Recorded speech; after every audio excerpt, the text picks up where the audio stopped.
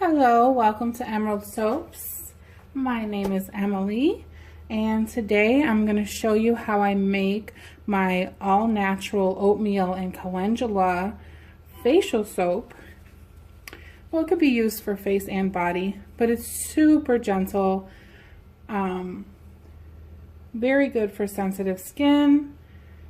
So in here I have coconut oil, olive oil, lots of olive oil, cocoa butter, and some castor oil. And to my oils, I'm going to go ahead and add a little bit of kaolin clay. This stuff right here. This just makes it makes your soap feel really silky and smooth, and it's good for sensitive skin.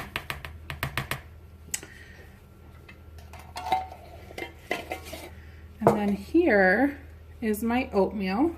This is, I think it's called colloidal oatmeal. It's just like oatmeal that's been ground into a fine powder. So it breaks down in the soap really nicely. I'm gonna put 3 heaping spoonfuls in here. This isn't a tablespoon, I don't know what it's, 7.5 grams. Okay, so I'm also going to add the calendula petals straight into the oils. So now I'm going to blend the calendula, the oatmeal, and the kaolin clay directly into my oils. Let's kind of get it in there before I turn the stick blender on. Calendula petals is dried marigold flowers, and they're excellent for sensitive skin. They're soothing, just wonderful.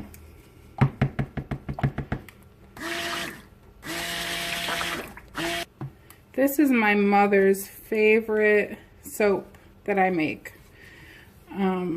Because she has very sensitive skin and she needs something really gentle for her face. There's a lot of things that she cannot use on her face. There's even a lot of makeup products that irritate her, and she said this treats her skin really well.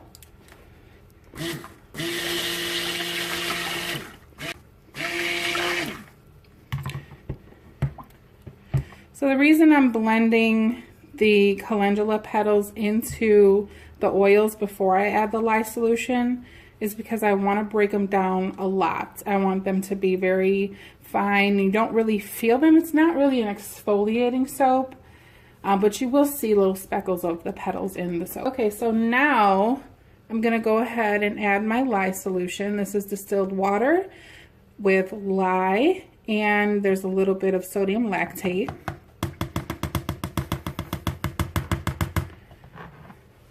Drop this off.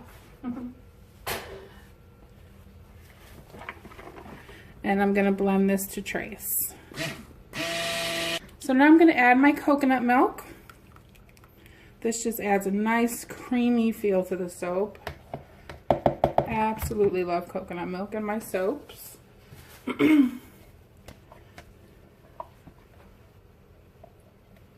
Scrape all that goodness out of the container. Set that off to the side. And I'm going to blend this in.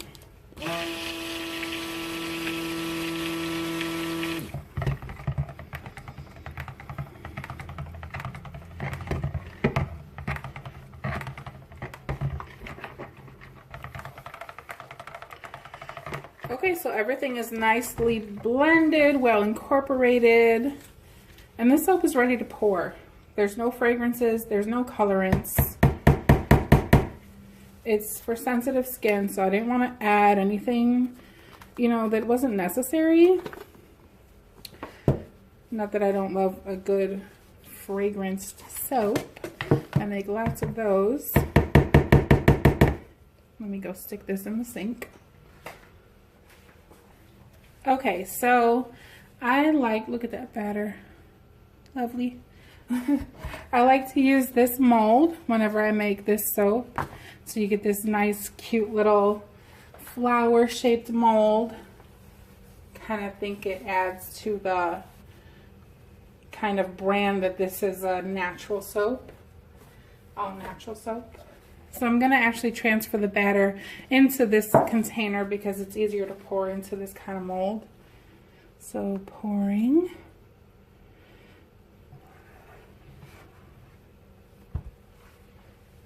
Move these molds into frame.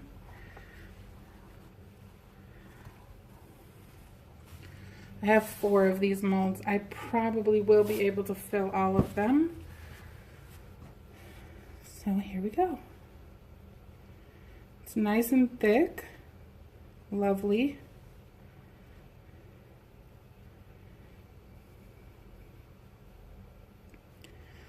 Ooh, it's mounding up. I'm gonna shake them a little so they lay down a little more flat. I have been making soap all day. This is the 3rd batch. I love making soap, but I don't love doing dishes. So after this one, I'm gonna call it a day. Clean up. And tomorrow is Monday. Back to the regular job. I try to make soap on the weekends because I do work for another company Monday through Friday.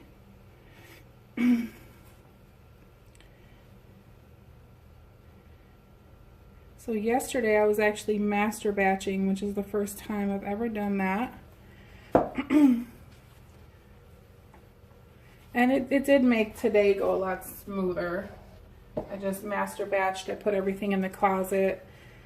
That one has a little too much. And then this morning I got up and I was able to start making soap. So need to pour a little more into the container here.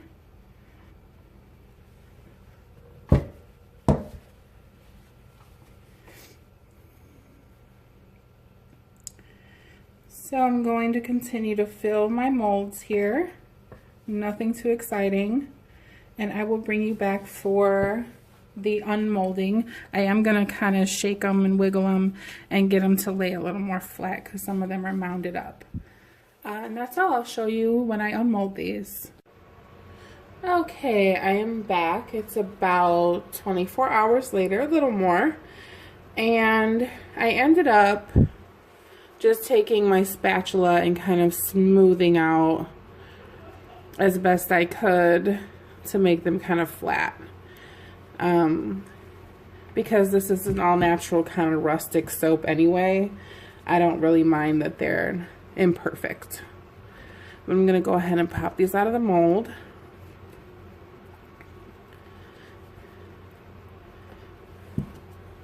They're coming out nice and clean, and that's how they look.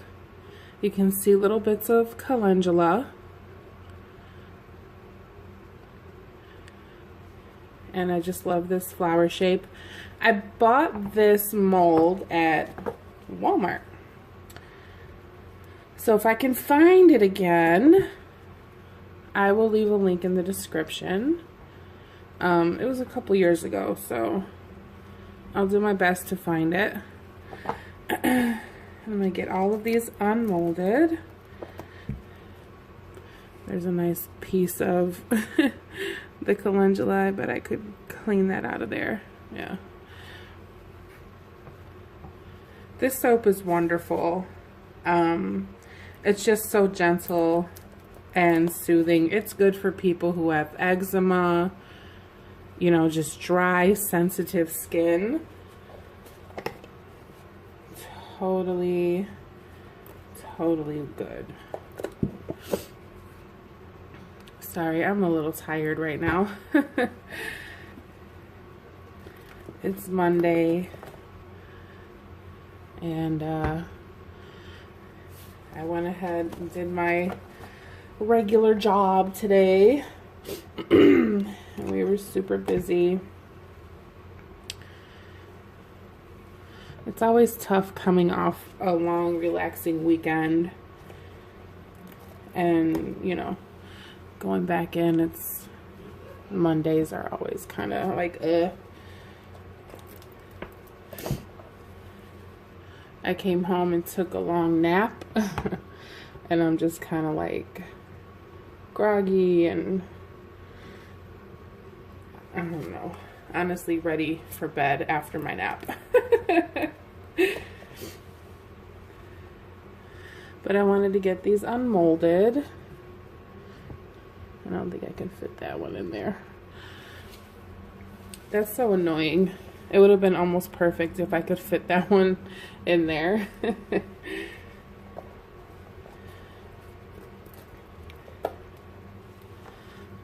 I have another soap to cut tonight on camera, so look out for that video. The lavender sage, and I'm getting ready for Mother's Day as well, so I have a couple fun videos and fun soaps planned for Mother's Day.